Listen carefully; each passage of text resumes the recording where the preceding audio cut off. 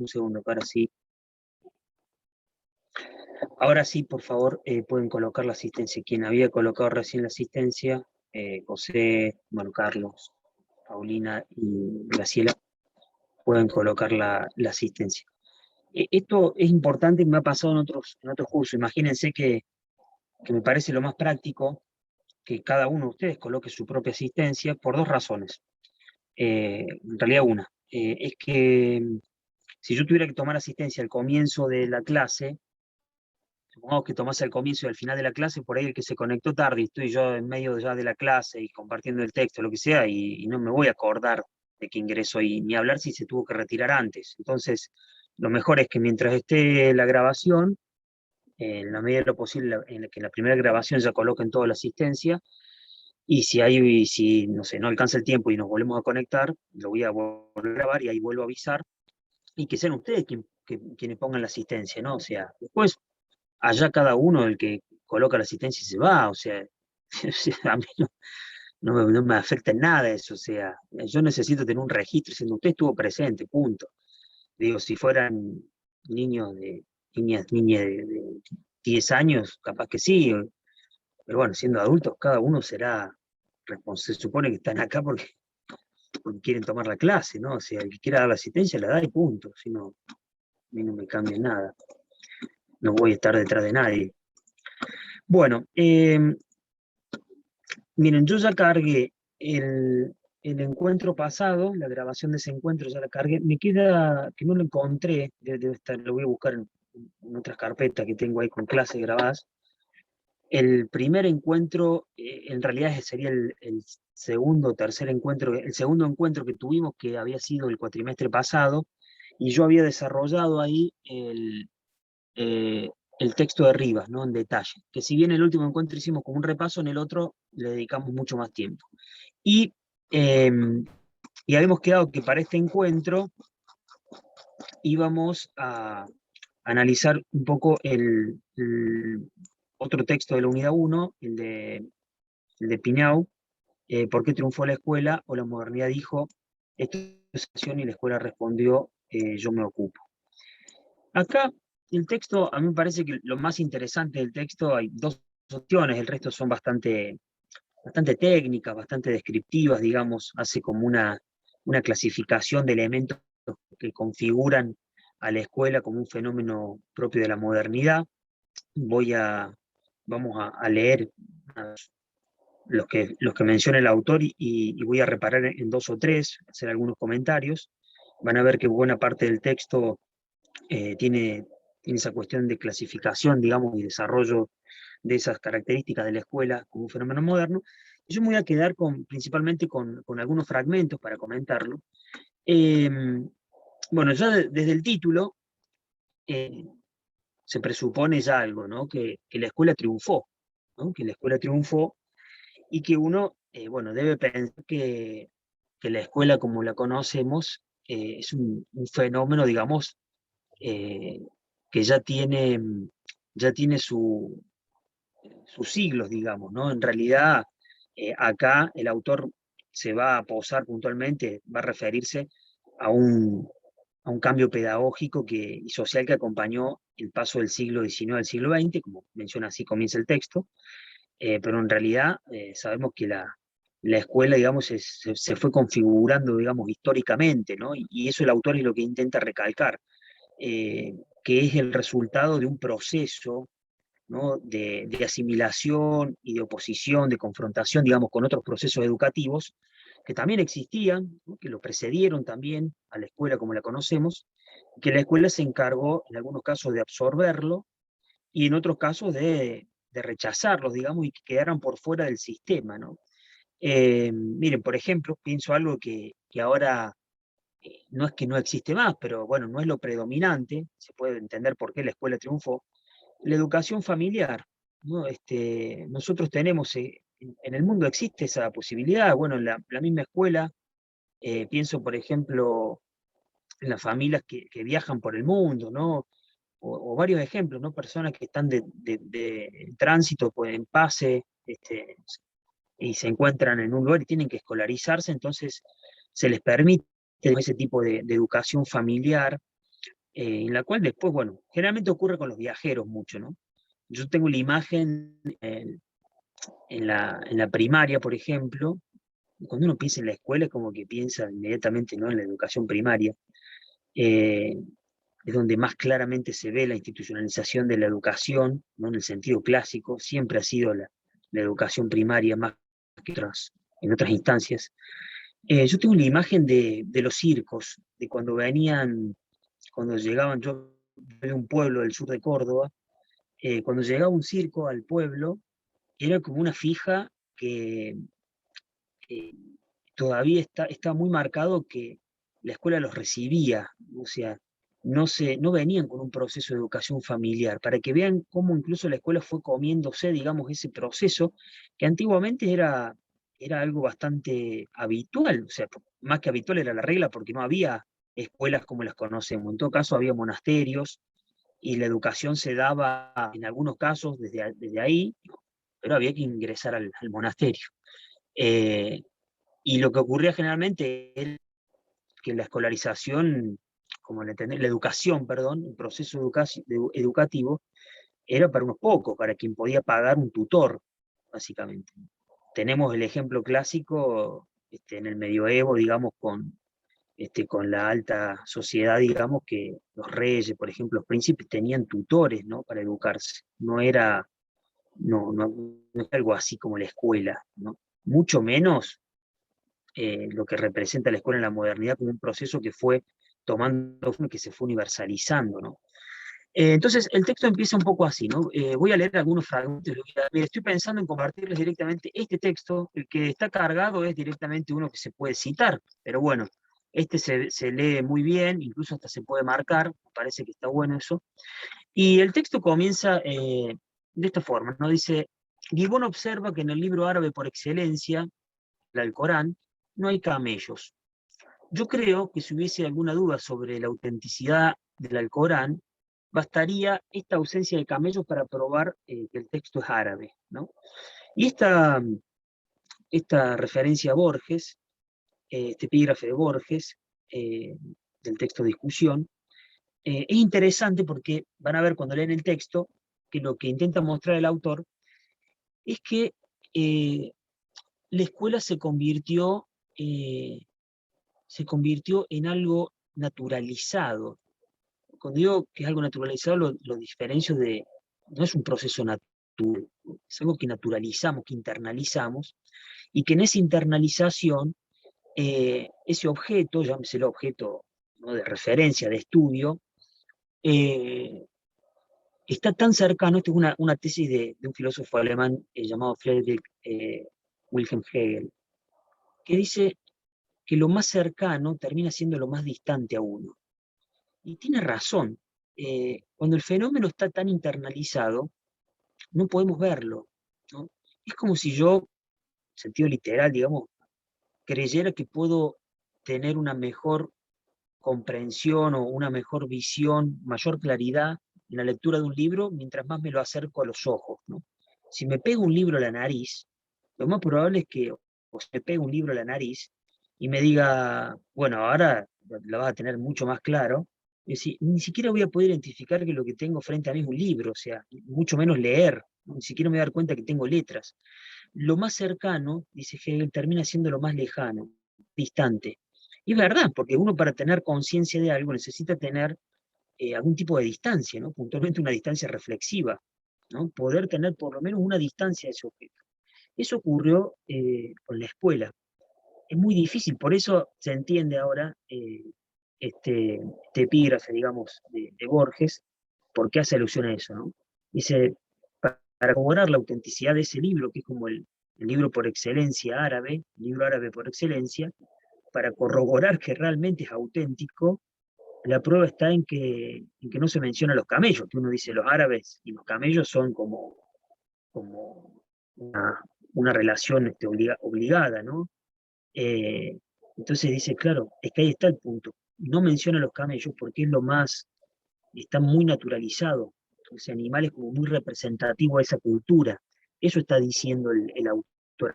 Lo mismo nos ocurre a nosotros con la escuela, con la educación institucionalizada bajo la imagen de la escuela.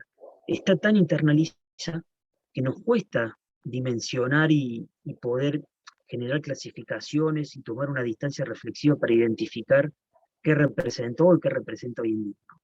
Está hecha carne, eso está diciendo el autor. Ahí se entiende el texto, la referencia a Borges, ¿no? Que al final también hace alusión, me parece que es lo más interesante del texto. El texto comienza así, no voy a leer todo, obviamente, voy a marcar algunas partes y lo voy a comentar. Dice: un profundo cambio pedagógico y social acompañó el pasaje del siglo XIX al XX, la expansión de la escuela como forma educativa hegemónica en todo el globo. Y menciona el autor que, que con anterioridad, digamos, al siglo XX, la categoría o la condición de no escolarizado era algo frecuente, era la regla. O sea, incluso ir a la escuela era algo que si se daba bien, pero si no, no pasa nada, ¿no? Incluso, por más que él dice que eso representa el paso del siglo XX, adentrados en el siglo XX, en muchas comunidades, en buena parte del globo, de Occidente puntualmente, la escolarización no representaba un valor supremo y casi digamos que era un deber, ¿no? Incluso nosotros tenemos referencias actuales. Nos cuesta también comprender otras culturas, porque nuestra cultura está profundamente marcada, Occidente está profundamente marcado por una cultura de escolarización. Ni hablar acá en Argentina, por ejemplo, ¿no? Que todavía sostenemos no solamente en el nivel de educación básica, primaria, sino también en nivel superior, la educación gratuita. Entonces, con mucha más razón nos cuesta entender otros fenómenos que acontecen en otras partes del mundo, no occidentales, ¿no? Por ejemplo, miren, algo súper actual y contemporáneo eh, es lo que está ocurriendo en Afganistán. Nos puede parecer pasa que a esta altura con algo de información que tengamos sobre Afganistán y información que nos llega, ¿no? Yo no estoy dispuesto a decir lo que sabemos de, no sé, de Afganistán, lo que sabemos de los talibanes, del régimen talibán, no. Información que nos llega, ¿no? También hay que ser cautelosos con eso. Bueno, sería algo menor pensar en qué está ocurriendo con la educación en Afganistán, o sea, se están violando derechos humanos y mucho más graves, creo, ¿no? O sea, la vida, en primer lugar.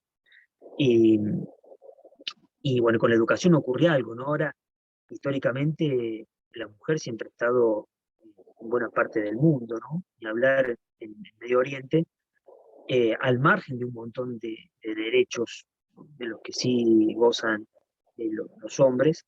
Y en el caso de la educación, ahora, ¿no? Por lo menos se vende eso al occidente, ¿no? Y a la prensa, que se está flexibilizando, ¿no? Porque la mujer no tenía derecho a educarse. Pero incluso esa flexibilización les permite a las mujeres escolarizarse, creo que hasta un tercer grado, una cosa, parte de la formación básica, digamos, primaria, o sea, nada, prácticamente nada. Eh, Eso es algo que a nosotros casi nos parece inconcebible, y nos parece inconcebible porque tenemos toda esta historia detrás, ¿no? Que nos muestra que eso es algo que hemos internalizado.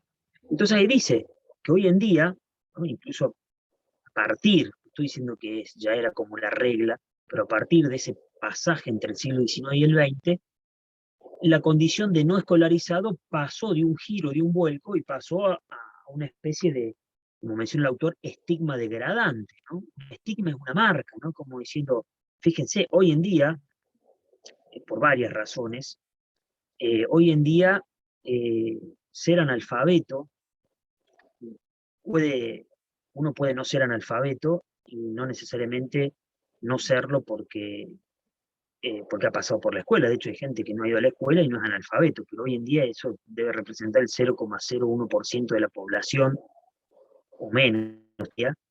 Hablar de alfabetización es hablar de escuela.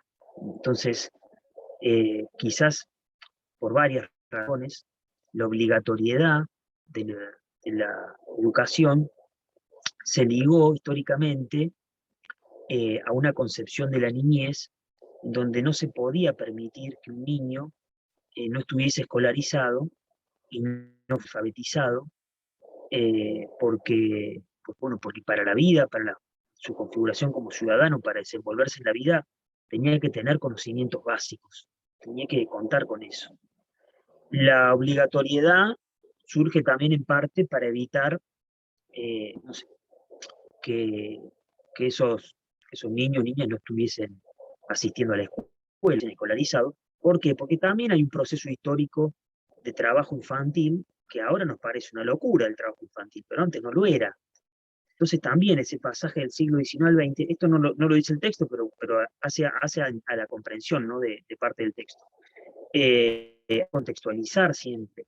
Pensemos que el trabajo infantil incluso es algo que hoy en día está resuelto, ¿no? En buena parte de muchas zonas rurales y no rurales. Lo que pasa es que en la urbanidad está como camuflado, ¿no? Está como muy, está a la vista de todos, pero está como invisibilizado, ¿no? Como que uno no lo quiere ver.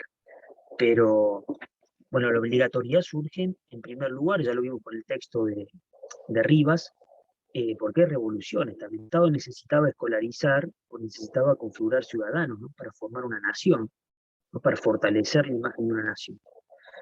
Hoy en día, yo creo que eso responde a otros parámetros. Pensemos que la obligatoriedad hasta un tercer año, por ejemplo, ¿no? Eh, en personas de 14, 15 años, y bueno, no sé, es como que habría que revisar algunas cuestiones ahí, ¿no? Porque también las infancias han cambiado, ¿no? En doble sentido, muy curioso. Eh, Hoy en día uno podría pensar que un adolescente de 15 años tiene una calidad una, de decisión, digamos, que antiguamente no tenía, pero curiosamente antiguamente, antes, eh, las etapas de la vida eran más breves en comparación a las actuales porque la gente se moría antes. O sea, la expectativa de vida se fue ampliando con el tiempo y las edades también se fueron ampliando. Y eso generó también que se corriera esa obligatoriedad, ¿no? En referencia a lo. Pero bueno, a lo que no vamos acá. Hoy en día, en el siglo XX quizás, no estar escolarizado es un estigma degradante. Eso es, eso sí. Nosotros tenemos eso incorporado. Si alguien no fue a la escuela, por más que nosotros critiquemos a la escuela, de hecho, fíjense, o sea, hoy en día los trabajos. Curioso, ¿no? Porque cuando hablamos de un estigma, el estigma también viene marcado no por una conciencia de lo que representa aquello que falta y que por eso está estigmatizado, por ejemplo, la no escolarización. Eh, Cuando uno va a buscar un trabajo y te piden el secundario completo como mínimo, mínimo creo que es ese hoy en día, no es que a la gente no es que al que va a tomarte en ese empleo, que habilite ese empleo, piensa demasiado en muchos casos si realmente terminaste el secundario y cómo lo terminaste. Creo que tiene que ver con esta cuestión del estigma que genera el escolarizado, ¿no? Ya a este nivel, ¿no? Nivel de educación media. Porque después la verdad que, o sea, por ahí en muchos casos yo dicto clases en un secundario de adultos y muchos me dicen, estoy haciendo esto para obtener el título porque me lo piden para el trabajo. Y es casi un requisito formal. O sea, no se juega en nada, su trabajo sigue siendo el mismo, sigue haciendo la misma actividad, no le piden hacer un curso, que para ese curso te piden que tenga el segundo. No, siguen trabajando en lo mismo. Simplemente cumplen, ¿no? Con una especie de norma establecida, naturalizada, en donde no tener ese grado de especialización genera un estigma. Y la sociedad un poco eso abraza esa imagen. Dice, a partir de todos los hechos sociales Marcelo, fueron. Sí, sí, Marcelo, dale, Carlos. igual yo acá también doy clase en tercer adulto, igual Sí, así, al no estar escolarizado, ellos tienen trabajo. Es decir, también está analizable esa parte, ¿no? Porque aún así consiguen trabajo. Es decir, eh, es decir, después vienen porque no han terminado el secundario, terminan para cerrar un ciclo, y como decís, bueno, el trabajo no le va a cambiar más que tener el título, pero ellos van abandonados por trabajo, acá viste cómo es la vida de cada claro. persona. Sí, acá es, por lo menos en Villa Langostura. Sí, pasa eso tal cual, Carlos. Creo que ahí se nota, mira, es un buen reflejo actual del estigma social que tiene eso, ¿no? Eh, no cambia nada en los hechos posiblemente, ¿no? Cuando digo que posiblemente no cambie nada, claro que yo estoy convencido de que la educación es transformadora y que uno tiene el compromiso como docente, el deber de aportar esa transformación, no de transformar. Nosotros como docentes no transformamos nada, nosotros aportamos una transformación, porque si no, se ve la imagen del docente como si fuese una especie de, no sé, de héroe que viene. Y la verdad es que eso no es así. O sea, no somos los iluminados que venimos a transformar nada, venimos a aportar, en todo caso, desde nuestro lugar, en este proceso educativo, un intento de transformación de la realidad. Ahora, en los hechos, después, en los trabajos, ni hablar para la gente que va pura y exclusivamente y te lo dice, ¿no? Con sinceridad. Mira, si aprendo algo acá o no, no importa, vengo a cumplir con esto porque me lo piden, ¿no? Y cuando uno se pone a indagar por qué se lo piden, no es porque le piden un grado de formación superior después que necesita el secundario. No pasa nada con eso. Incluso, miren, si uno lo quiere pensar hoy en día, si uno tiene más de, creo que 25 años, puede anotarse una carrera a nivel terciario, de nivel superior, ¿no? Terciario universitario, sin tener el secundario terminado, sin haber terminado el secundario. No quiero mentir, creo que a partir de los 25 años por ahí, me parece, puedes inscribirte en el superior.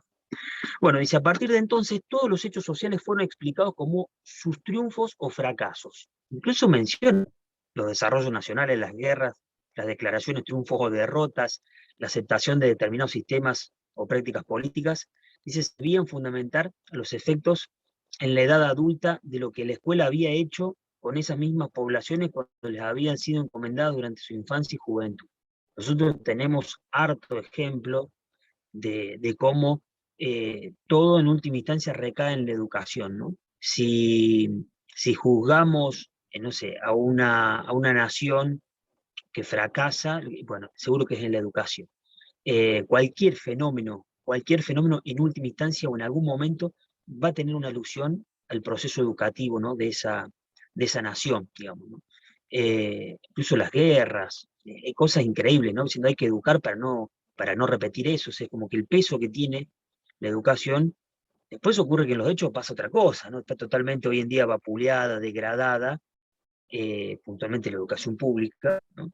Pero después se le pide un montón se le carga un montón de responsabilidades que incluso exceden lo educativo, ¿no? Ya lo charlamos en el otro encuentro, por ejemplo, los comedores en las escuelas, ¿no? También funciones adicionales, ¿no? que se han ido incorporando.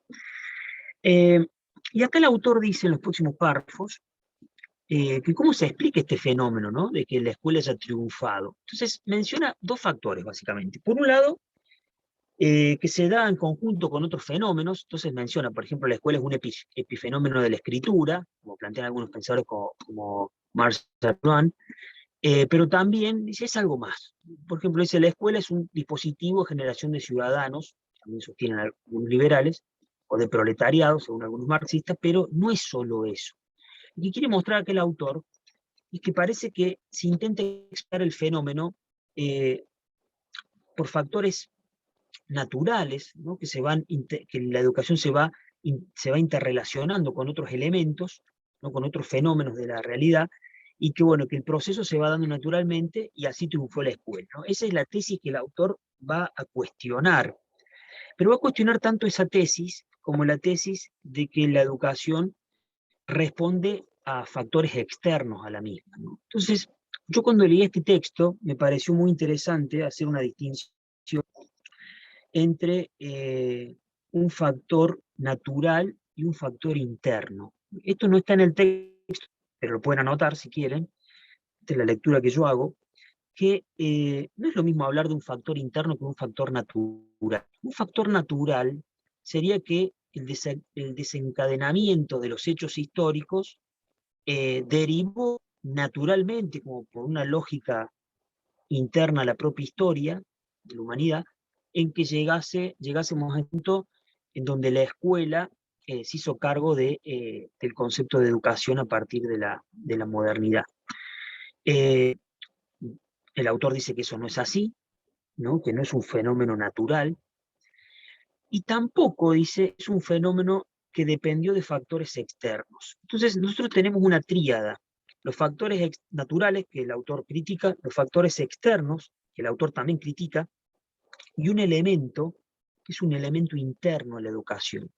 Y ahí sí el autor pone el acento y dice, hay algo interno, evidentemente, a la educación, una gestación, una organización interna por la cual se consolidó con un montón de transformaciones que se fueron dando, pero parece que una matriz ha quedado ahí, no porque sea natural, ¿no? Sino porque es algo interno a la educación, ¿no? Por eso la distinción entre lo natural y lo interno, ¿no? No está en el texto así explicitado, pero cuando uno lo lee, está ahí, ¿no? O sea, hay como que tematizarlo eso. Entonces dice, se trata de explicar, ¿no?, que el proceso de escolarización, dice, algunos lo funden con otros procesos sociales y culturales, como la socialización, la educación en sentido amplio, la alfabetización o la institucionalización educativa. Dice que sin lugar a dudas eso ocurre, en realidad, eso ocurre, pero que eso no puede determinar a este fenómeno eh, y este triunfo. En segundo lugar, uno puede pensar que la escuela es un producto, una consecuencia de elementos externos. Por ejemplo, menciona el capitalismo, la configuración de las naciones, la república, ¿no?, la alfabetización, Occidente, el imperialismo, la meritocracia, etc. Pero ahí dice que evidentemente eso tampoco puede definir el triunfo de la escuela, ¿no?, como si la escuela fuese ese resultado de elementos externos. Dice, la escuela como forma educativa privilegiada no puede ser vista como una consecuencia de estos elementos. Dice, la eficacia escolar parece residir, estoy leyendo acá, la eficacia escolar parece residir entonces, al menos en buena parte, en su interior y no en su exterior. Entonces ahí tenemos la tríada. No es un fenómeno natural, no es un fenómeno que dependa de un factor exterior, sino de algo interior al sujeto, ¿no? Interior a la propia escuela, ¿no? Dice, ya que este último se modificó fuertemente su reinado educativo sin lograr transformar la escuela, ¿no? O sea, los factores exteriores fueron mutando, ¿no? Y la escuela siempre pudo resistir. O sea, cambiaron, no sé, cambiaron los poderes, eh, se dio paso, no sé, de las monarquías, digamos, no sé, a otros sistemas. Bueno, puntualmente no de la monarquía, porque creo que en buena medida no existía todavía la escuela en aquel periodo, en aquella época, pero en algunos casos sí se estaba dando paso y la escuela nunca tuvo una interrupción. Eso es lo llamativo, ¿no? Eso es lo llamativo. Acontecieron 2 guerras mundiales, los sistemas cambiaron, el mundo cambió y la escuela siguió existiendo. Llegamos, no sé, a la Guerra Fría, al mundo bipolar, el comunismo cayó, y la escuela siempre estuvo ahí. Es como que hay una lógica interna muy fuerte que hizo que resistiera, ¿no? Y eso también hizo que sea objeto, digamos, objeto de estudio, ¿no? Pienso, por ejemplo, cuando uno lee este texto, no está en el programa, pero si quieren yo puedo hacer algunas referencias eh, puedo compartirles algunas referencias de Hilary Castigar, de Michel Foucault, y van a ver que básicamente lo que menciona está ahí, está en Foucault. Acá lo menciona una vez nada más, este artículo, una o dos veces. Dice, en síntesis, ambas críticas pareciera ser, si se cortan 10 minutos, el que quiere vuelve, el que no, nos volvemos a conectar un rato más. En síntesis, resumiendo, ambas críticas pareciera ser que, como en el epígrafe de Borges, que encabeza este trabajo, a los educadores modernos nos es muy difícil ver la escuela como un ente no fundido en el paisaje educativo, lo que probablemente sea la mejor prueba de su construcción social como producto de la modernidad.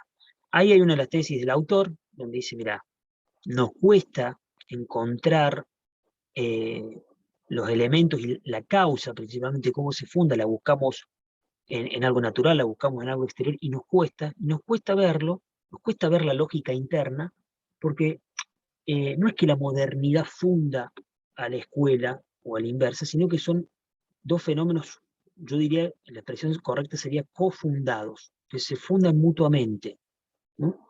Acá cuando dice que la escuela es un producto de la modernidad, hay que tomar con pinzas esa expresión. Producto no significa meramente que es, acá en este caso, bueno, mucho menos producto en sentido literal, sino que está diciendo, es como un estandarte de la modernidad. Pero la escuela también termina siendo como un signo muy poderoso de la modernidad. Decir escuela es decir modernidad también. No es meramente el inverso. Decir modernidad implica posteriormente comprender que la escuela surge a partir de la modernidad o que es un producto, un derivado, y que no generó una especie de feedback. Escuela y modernidad son casi como dos fenómenos que van de la mano, son como cofundantes, ¿no? Hay algo de eso también. Entonces da un ejemplo, y se sirva como prueba esta situación, y da un ejemplo, ¿no? En donde pareciera ser que pasa el tiempo y las preguntas se repiten, ¿no? Entonces ahí se liga, digamos, a la escuela, digamos, y la necesidad de la organización de la sociedad, de llevar un aula a la disciplina, mantener la disciplina. Entonces dice el autor, nótese cómo, dice, 100 años más tarde se vuelve a hacer con fines de análisis las mismas preguntas que enfrentaron los constructores de los sistemas. Esto no hace más que volver a demostrarnos que su condición de naturalidad es también una construcción históricamente determinada, dice que debe ser desarmada y desarticulada.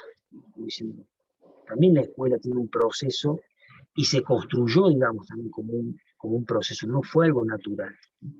Entonces, acá viene lo interesante, ¿no? Plantearemos, dice, como hipótesis que la consolidación de la escuela como forma educativa hegemónica se debe a que ésta fue capaz de hacerse cargo de la definición moderna de educación. Ese es como está en el título también, la hipótesis. Y ahí menciona como un par de fenómenos, ¿no?, que caracterizaron a la escuela. Yo lo voy a mencionar, voy a detenerme en 2 o 3 nada más, ustedes léanlo porque es bastante, no tiene sentido que yo se lo lea ahora, sí, bastante descriptivo, solamente algunas partes quiero detenerme. Entonces menciona, por ejemplo, la homología entre la escolarización y otros procesos educativos. Esto lo desarrolló brevemente al comienzo de la clase, de esta, donde dice, bueno, se dio un triunfo, ¿no?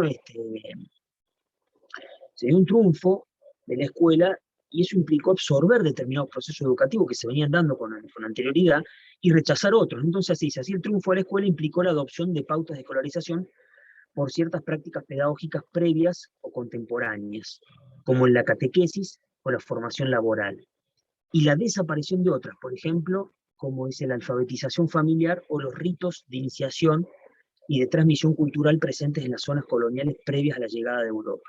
Todo eso desapareció. Cuando digo desapareció, es que hoy en día eso es casi, no quiero decir irrelevante, porque no tiene que ver lo relevante con lo hegemónico. Dejó de ser la regla, digamos, ¿no? Existirá, ¿no?, en determinadas zonas, donde todavía los ritos de iniciación eso estén en determinadas culturas, pero en Occidente propiamente, en el Occidente moderno, ¿no?, eso está casi aplacado, no existe más. Entonces, esto nos muestra que la educación fue adoptando otra forma, o sea, porque no hay que confundir a la escuela, perdón, quiero decir la escuela. La educación existió siempre, la educación existió siempre. Acá el tema es la educación institucionalizada bajo la categoría escuela. Eso es lo que le interesa pensar al autor. Después menciona la matriz eclesiástica, esto yo se los comenté en su momento, ¿no? No es que surge de la nada, ¿no?, con un fenómeno, con un montón de características que la sacó de la nada, no. Entonces dice, mira, el modelo del monasterio, eso está en Vigilar y Castigar de Michel Foucault, muy claro, el modelo del monasterio fue algo que adoptó la escuela, ¿no? Y que tiene que ver dos elementos importantes. Uno, la clausura, dice, el espacio educativo se construye a partir de su cerrazón, de un espacio cerrado, y de su separación tajante del espacio mundano. Eso sí se modificó, pero por una relación de poder, una cuestión de poder, de que llegara la educación a la mayor cantidad, al grueso de la población, y eso implicó trascender los muros. Ahora, trascender los muros no significa que la educación salió desde la escuela hacia afuera, sino que se amplió, que es muy diferente. Ampliar significa logró captar los sujetos y arrastrarlos hacia ese contexto, incluso material, digamos, lo que es la escuela, y logró concentrarlos allí, ¿no? Eso hay que tenerlo en cuenta, porque si no estaríamos pensando no sé, que la escuela salió como ¿cómo le llaman hoy en día? en el sentido religioso, a misionar, ¿no? A misionar, digamos, y a llevar la educación puerta por puerta. No, lo que hizo fue, salió a buscar a los sujetos eh, para llevarlos, ¿no? A ese espacio. Eh, por eso menciona, eso lo menciona un poco al final también. Dice, la escuela del monasterio es su condición de espacio educativo total. Porque todos los fenómenos son fenómenos educativos dentro de la escuela. Incluso está pensado hasta en recreos. Si no nos entiende, mire, nosotros cualquiera nos hemos quejado, todos, creo, todas, en algún momento, más que nada en nuestra infancia, de lo poco que duran los recreos. Uno podría decir por qué tanto tiempo de clase y tan poco de recreo. Porque el recreo también es un fenómeno educativo, está pensado en ese contexto. El recreo es un momento de dispersión como para refrescar un poco la mente y volver a la clase, básicamente. No tiene otra explicación, sino uno podría decir, che, si ponemos el acento en la socialización, y bueno, entonces deberíamos haber tenido quizás la misma o mayor cantidad de tiempo de recreo que de lo que es la educación propiamente dicha dentro del aula, ¿no? Eso demuestra que todos los elementos puestos en juego dentro de la escuela forman parte de un espacio educativo total. En ese sentido se refiere a espacio educativo total. Todos los elementos puestos en juego, incluso los que aparentemente son lúdicos, no tienen que ver con el proceso, con la educación propiamente dicha, en sentido estricto, firme, duro, también forma parte de ese proceso. Está en función de. Otro de los elementos que menciona los fenómenos es la regulación artificial, y ahí se refieren, ¿no? Por ejemplo, a los dispositivos de encierro institucionales heredados del monasterio, ¿no? La regulación artificial tiene que ver desde lo material con la organización de las aulas, como también con los tiempos, ¿no? Básicamente con las normas, ¿no? Que se establecen, desde las normas, desde las disciplinarias hasta aquellas que se refieren al trato entre los sujetos, responden a criterios propios que muchas veces entran en fricción con las normas externas. Por ejemplo, dice, el calendario escolar se estipula uniformemente para la totalidad del sistema, ¿no? Sin tener en cuenta el uso del tiempo de la comunidad en que cada escuela se ubica. Eso es cierto, aunque, bueno, obviamente, eso fue mutando con el tiempo. Vieron que hay zonas, acá mismo, ¿no? Hay zonas rurales que, no sé, que tienen otra disposición también, ¿no? De los tiempos, pero en general, en principio, la escuela homogeneizó todo, homogeneizó Profe, todo. está Sí, por cortar. se va a acordar, tenés razón, gracias. Bueno, salimos y volvemos a entrar un ratito más, creo que 60, una hora, 40 y pico minutos está bien. Salimos un ratito y...